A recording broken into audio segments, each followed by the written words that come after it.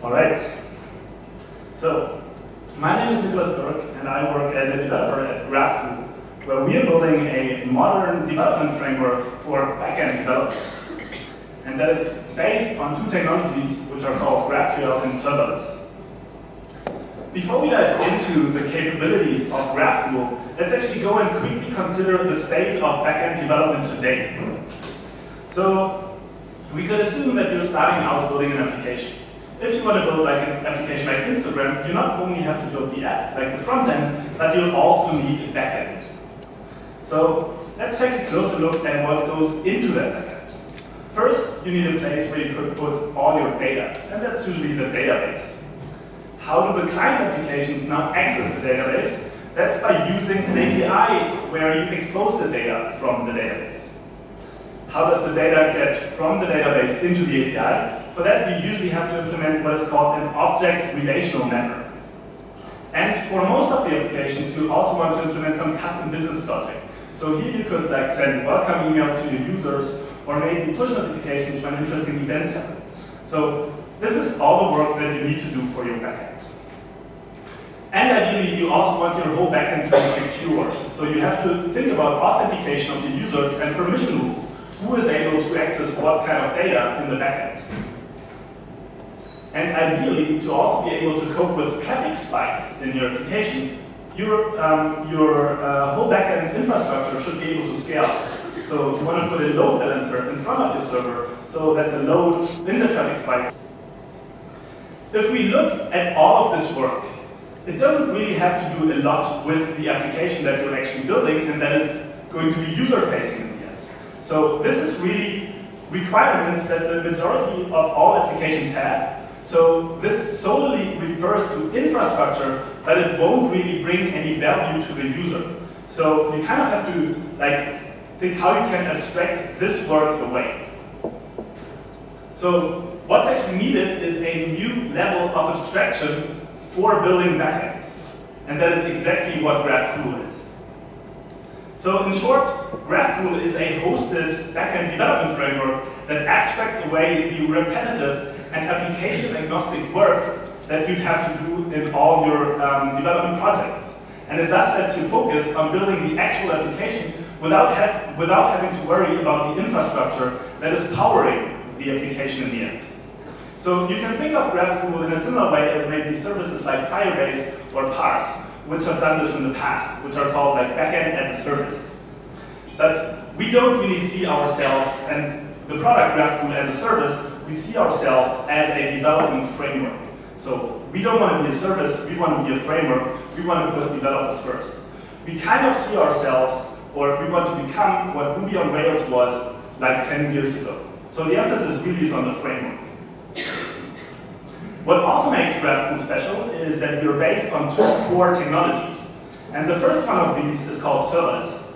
And serverless basically is the umbrella term for what is also called functions as a service.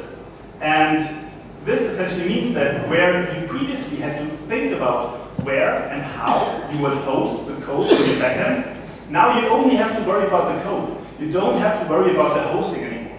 So we're not actually taking away the servers. So there the term serverless is a little bit misleading, but servers are still involved in the equation, only that you don't have to think about them anymore. And the second core technology is called GraphQL. And GraphQL is a new and open source API standard that's developed by Facebook, and that has a lot of advantages if we compare it to today's de facto standard REST. Essentially, GraphQL enables really rapid product iterations on the front end and makes life very, very easy for front-end developers. All right, so now we're going into the demo where I want to show you the quick start that we have on our GitHub repository, where we build a simple Instagram application. And here I already jumped a little bit ahead in that I already cloned the repository, so I have all the code already on my computer. What I'll do next is I'll set up the GraphQL server and then show you how the application works. So first,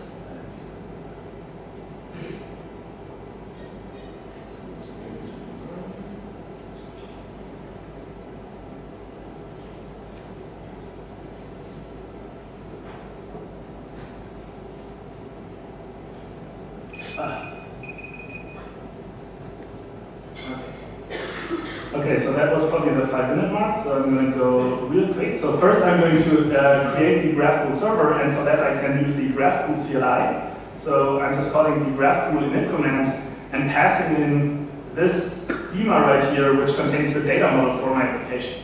So I have to pass in the schema option and call the GraphQL init command. This is creating the GraphQL server. So this backend that you saw previously on the slide, this is currently being generated and will be accessible through the endpoint that this command is going to spit out.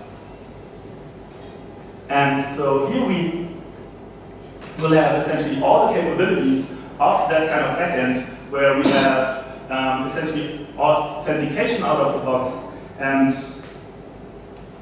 like all kinds of additional functionalities. Does my Wi-Fi work?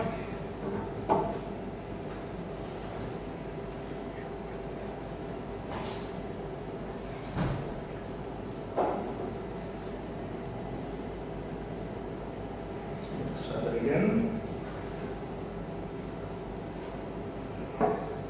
There you go. So now we have the actual endpoint for the GraphQL server, and I have already the whole code for the project. I already cloned it from GitHub onto my computer. So here I'm in the root file of this project, and here I only have to copy in the endpoint that I just generated.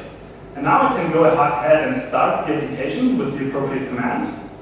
And this is going to bring up the app. And this is going to be like a simple Instagram application where you can post images. So here I have a rare look into the GraphCool office, which I'm going to post now. And this is essentially how it works. So before we go into Q&A, I want to really quickly show you the GraphCool console, where you can manage the project that is just now powering this front-end application right here. So here we have access to all the different functionalities that you need when you need to build your backend. You can actually see the data that is currently stored in the backend. So here we've got this one post which I have just created. Then here you can configure all the permission rules. So this would be the part where you would like implement some kind of privacy rules, as you know from Facebook. And in the integration tabs, you can integrate with third-party services. And the functions will actually allow you to call out to third-party services as well, or implement more custom business logic. All right, so we really value community at GraphCool, so we are hosting the GraphQL Europe conference, the GraphQL Meetup, and we have a very active Slack community. And if you want to learn more about GraphQL, then I recommend checking out these resources, which I have listed here on the right. And that is all I have for the 5-minute presentation.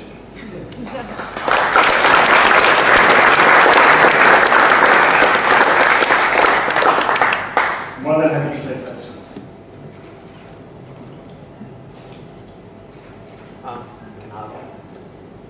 What kind of hosting providers use for to run the serverless function? So we are all based on AWS Lambda, and the way our functions currently work are with auth 0 extend.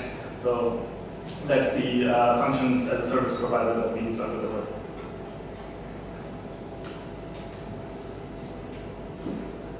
If we don't have more questions, I can maybe use the time to show one more piece of the demo. Or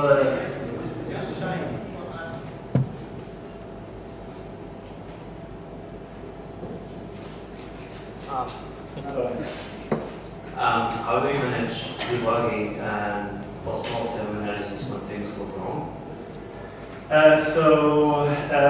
Debugging in backend, you mean? So we do provide insights to the logs. Actually, like the feature that we're currently working on at the moment is a dashboard, which we don't have yet. But this will be like your major insight into what's actually going on in the server. As to the post-mortem strategy, like is that what exactly are you referring to with that? Say there's a crash in the application, and you need to either investigate what happened using dumps, logs, whatever, or you need to reproduce it locally on the machine in development. Right. So for these kind of instances, so It has not happened before, so I'm not exactly sure how we would handle this. I'd have to ask our backend engineers what their ideas about this. Do you do price implications or do you do also subscriptions? So can I get real time? Yes, so we also support GraphQL subscriptions. This is a feature that I didn't mention in the presentation, but GraphQL subscriptions actually allow you to get real-time functionality into the app. So rather than having this typical request-response cycle that you usually have with a regular HTTP API, what GraphQL subscriptions allow you to do, to have an event-driven architecture in the backend where you can send out messages based on events that are happening in the backend. And we do fully support GraphQL subscriptions, so yes. Question? No? Well then, thank you so much for the demo. Yeah.